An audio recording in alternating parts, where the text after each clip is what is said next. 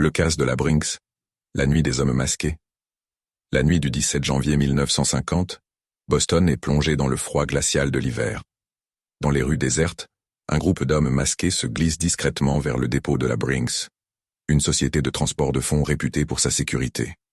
Leur objectif, un coup parfait, sans violence ni bavure.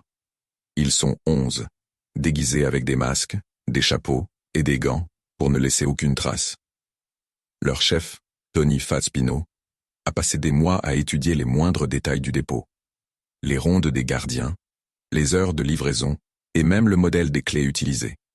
Grâce à un complice à l'intérieur, il possède des copies des clés du bâtiment. 22 juin. Le groupe entre par une porte latérale, les clés tournant sans difficulté dans les serrures. À l'intérieur, ils se déplacent comme des ombres, silencieux et précis.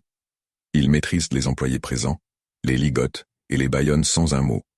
Le silence règne dans le bâtiment, seulement troublé par le bruit des sacs de billets empilés.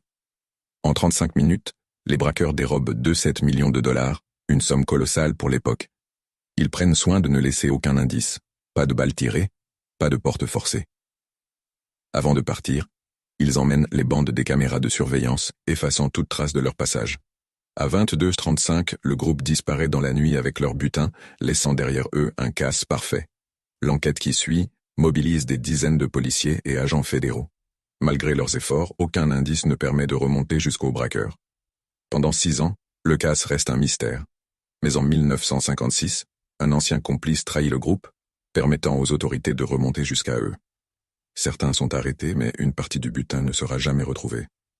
Le casse de la Brinks entre dans la légende comme le crime parfait.